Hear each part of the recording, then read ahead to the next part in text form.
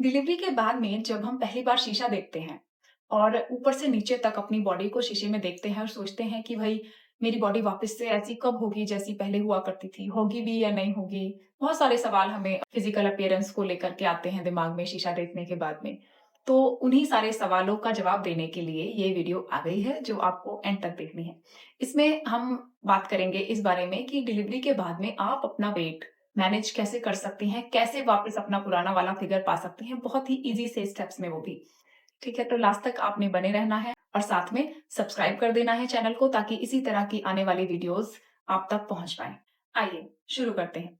देखिए, सबसे पहले आपने क्या करना है, सबसे पहले आपकी जो रिकवरी है डिलीवरी होने के बाद, आपने केवल और केवल उसी पे ध्यान देना है। आपका चाहे सी सेक्शन हुआ हो या नॉर्मल हुआ हो बेबी, तो आपने दोनों ही सूरतों में लगभग 1.5 महीने रेस्ट करना ही करना है, बिना ये सोचे कि आपकी बॉडी शेप क्या है, क्या रहने वाली है, क्या होगी, ठीक होगी या नहीं होगी।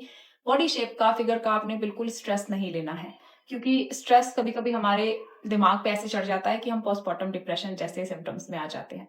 तो ये आपकी हेल्थ के लिए बिल्कुल ठीक नहीं होगा। आपने अपने फिगर के, अपनी फिजिकल अपीयरेंस के बारे में 1.5 महीने बाद सोचना है। दूसरा आपने क्या करना है, आपने क्रैश डाइट बिल्कुल भी नहीं करनी है। कुछ मॉम्स क्या करती हैं, 6 हफ्तों वाला जो जापा पीरियड होता है, उसमें तो खूब अच्छे से पौष्टिक खाना खाती हैं, खूब बढ़िया प्रोटीन डाइट लेती हैं, लेकिन उसके बीतने के बाद में उनके माइंड में आता है कि अब मैं पहले वाले फिगर पे पहुंच जाऊं और जल्दी से मेरा वेट लॉस हो जाए। तो उसके लिए वो क्रैश डाइट शुरू कर देती हैं। रोटी, सब्जी, चावल, प्रोटीन रिच सारा फूड बंद करके सैलेड्स पे आ जाती हैं और पानी भी कम पीती हैं, जिसकी वजह से क्या होता है, वीकनेस आ जाती है और मिल्क सप्लाई बंद हो जाती है, आपके बाल झड़ने लगते हैं।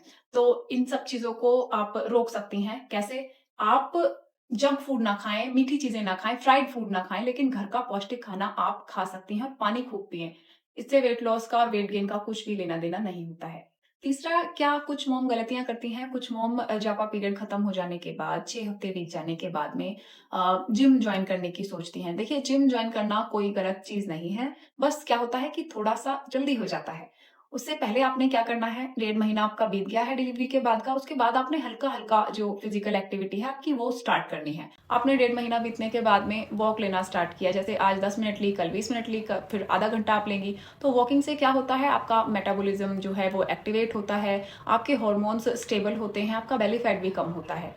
तो वॉक से आप स्टार्ट करें और जब धीरे-धीरे आप लगभग 15 दिन वॉक कर लें, उसके बाद में आप हल्की-फुल्की एक्सरसाइजेस के साथ अपना जिम जो है वो जॉइन कर सकती हैं। चौथे स्टेप पर है आपके बेली फैट के लिए एक स्पेशल केयर। और उस स्पेशल केयर में क्या होता है, आपको डॉक्टर्स डिलीवरी के बाद समझाकर भेजती हैं कि आपने डिलीवरी के बाद में अजवाइन का पानी पीना है डेली 1 कप। और वो अजवाइन का पानी क्या करता है, वो आपके जो यूट्रस का साइज है, जो प्रेगनेंसी के दौरान बढ़ गया था, उसे उसके एक्चुअल साइज पर लाने का काम करता है। यानी कि जितनी जल्दी आपका यूट्रस अपने सही साइज पर, पुराने साइज पर वापस आएगा, उतनी जल्दी आपका पेट पतला दिखने लगेगा।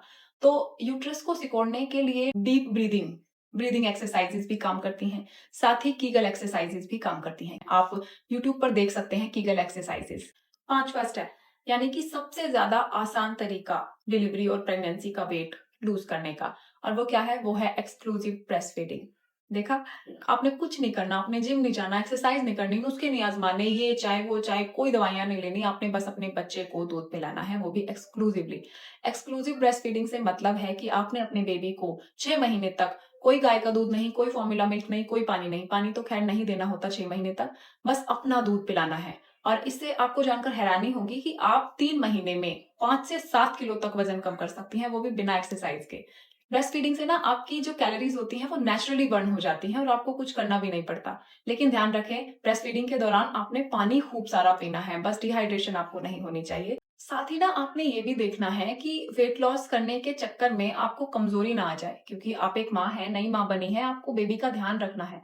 और ऐसे में आपका कमजोर होना मतलब पूरे घर का कमजोर हो जाना होता है। तो आपने अच्छी डाइट लेनी है, प्रोटीन रिच डाइट लेनी है, ओवर ईटिंग से बचना है, बस उसी से मतलब वेट गेन होता है। ओवर ईटिंग आपने नहीं करनी है, अपने भूख के अकॉर्डिंग हेल्दी खाना खाना है। और अगर आपको थायराइड, डायबिटीज या इस तरह का कोई भी हेल्थ कंडीशन है, तो अपने डॉक्टर से बात करके ही सारी चीजें आजमाए वेट लूज वाली। ठीक है, धन्यवाद। वीडियो अच्छी लगी हो तो लाइक करें और सब्सक्राइब करें।